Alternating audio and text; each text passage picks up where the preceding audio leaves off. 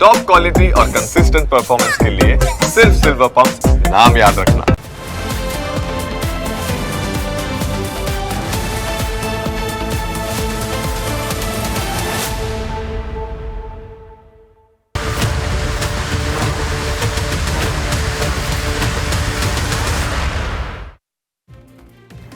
તમારી જીવનશૈલી કેવી રીતે તમારા બાળકોના માનસિક અને શારીરિક વિકાસ પર અસર કરી રહી છે તેની હકીકત ખૂબ જ ચોંકાવનારી છે. જો તમે પોતાની જાતને શ્રેષ્ઠ વાલી ગણાવતા હોય અથવા શ્રેષ્ઠ વાલી બનવા માગતા હો તો તમારે આ અહેવાલ ધ્યાનથી જોવાની અને સાંભળવાની જરૂર છે, કારણ કે મહેસાણાથી જે આંકડા આવ્યા છે તે ખૂબ જ ચોંકાવનારા છે. મહેસાણાના બાળકોમાં ડેવલપમેન્ટ ડિલે એટલે કે વિકાસમાં વિલંબ થઈ રહ્યો છે. મહેસાણા જિલ્લામાં આંગણવાડીમાં અભ્યાસ કરતા 1,52,877 બાળકોને તપાસવામાં આવ્યા, જેમાંથી 348 બાળકો ડેવલપમેન્ટ ડિલેનો શિકાર હતા. તેવી જ રીતે પ્રાથમિક શાળામાં 3,04,403 બાળકોની તપાસ કરવામાં આવી, જેમાંથી 6,136 બાળકો ડેવલપમેન્ટ ડિલેનો શિકાર હતા. એટલે કે મહેસાણા જિલ્લામાં પ્રાથમિક શાળાઓની અંદર અભ્યાસ કરતા બાળકોમાં ડેવલપમેન્ટ ડિલેની સમસ્યા ખૂબ જ ગંભીર બની રહી છે.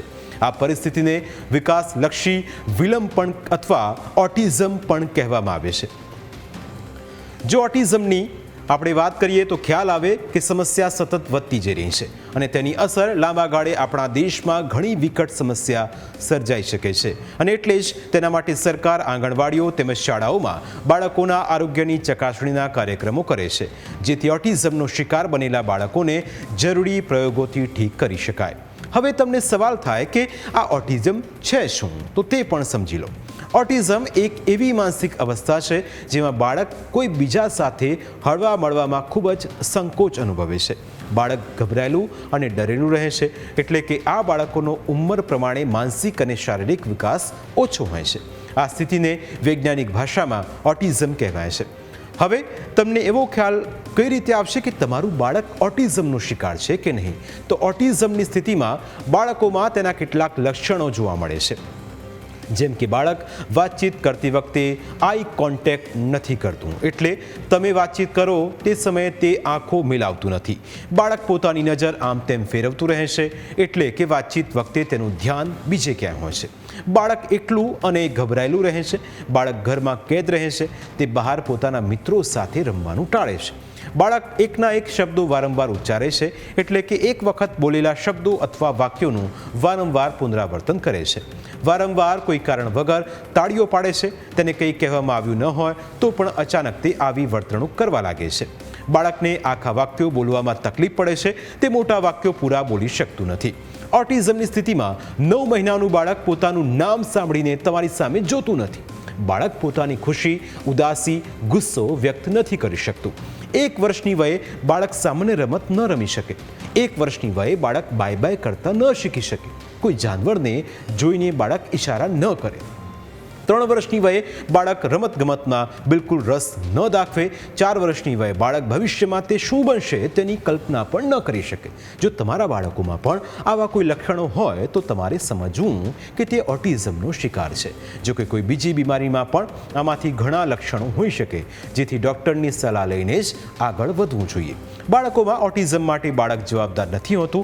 બાળક કરતાં તેના માતા પિતા વધારે જવાબદાર હોય છે. તેના માટે ઘણા કારણો પણ છે.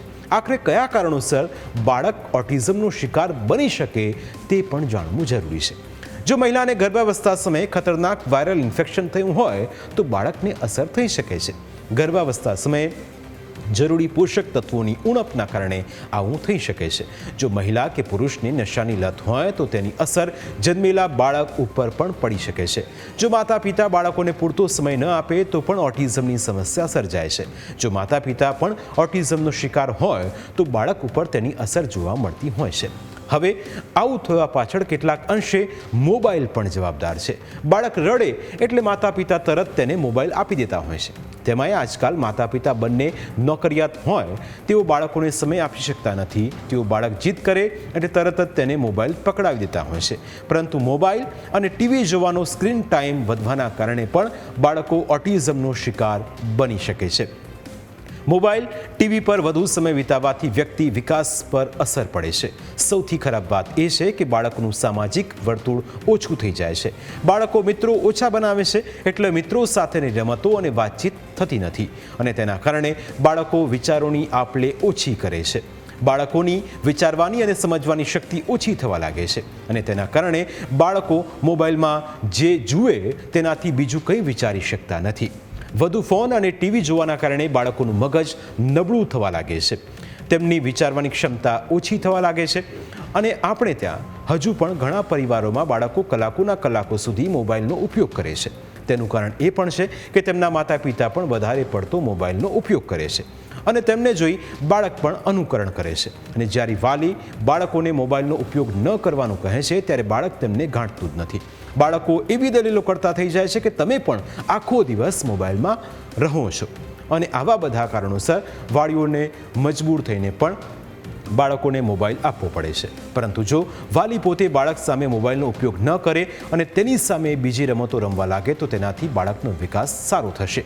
ઓટિઝમને સંપૂર્ણપણે મટાડી ન શકાય તો પણ વિવિધ થેરાપીથી બાળકોમાં નોંધપાત્ર પરિવર્તન લાવી શકાય છે. આમાં speech therapy, occupational therapy, behavioural therapy અને વિશેષ શિક્ષણનો સમાવેશ થાય છે. વહેલી તપાસ અને હસ્તક્ષેપની બાળકના જીવનમાં સુધારો થઈ શકે છે.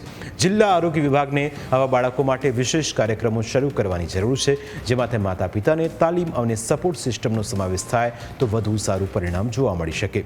આરોગ્ય નિષ્ણાતોના મતે આ સમસ્યાને નિયંત્રણ લાવવા માટે સમુદાય સ્તરે જાગૃતિ અભિયાન ચલાવવું ખૂબ જરૂરી છે. જ્યારે બી તમારા બાળકમાં જોવા મળે છે આવા લક્ષણો, જેમ કે મારું બાળક આઈ કોન્ટેક્ટ નથી કરી રહ્યું, કોઈ બોલાવે છે તો એમની સામે નથી જોઈ રહ્યું, ત્યારે તો સૌથી પહેલાં તમારા જે બી ડૉક્ટર હોય એમની પાસે તમારે સલાહ લેવી જોઈએ. બીજી વસ્તુ છે થેરાપી, જેમાં occupational therapy, speech therapy, ABA therapy. અમુક બચ્ચાઓ જે ફિઝિકલી ચાલી નથી શકતા હોતા, એમાં બી સમટાઈમ્સ ફિઝિકલ ડિલે ડેવલપમેન્ટના લીધે ઓટિઝમના સિમ્ટમ્સ એમનામાં પણ જોવા મળતા હોય છે. તો એ લોકો માટે ફિઝિયોથેરાપી, આ બધી થેરાપી હોય છે જે કરાવવાથી આ બચ્ચાઓમાં ઇમ્પ્રુવમેન્ટ જોવા મળતું હોય છે. તો આના માટે તમારે પહેલાં તો ઓક્યુપેશનલ થેરાપિસ્ટ પાસે અને સાયકોલોજિસ્ટ પાસે એમનું અસેસમેન્ટ કરાવવાનું રહેતું હોય છે અને પછી એમની થેરાપી, જે રીતના થેરાપિસ્ટ તમને પ્લાન આપે છે એ રીતના તમે ઘરે જેટલું કરાવશો એટલું તમને બાળકમાં ઇમ્પ્રુવમેન્ટ જોવા મળતું હોય છે. તો પ્રાઇમ 9માં આજે બસ આટલું જ. ફરી મળીશું આપણે સ્પર્શતા મુદ્દા સાથે. ત્યાં સુધી રજા આપશો. નમસ્કાર.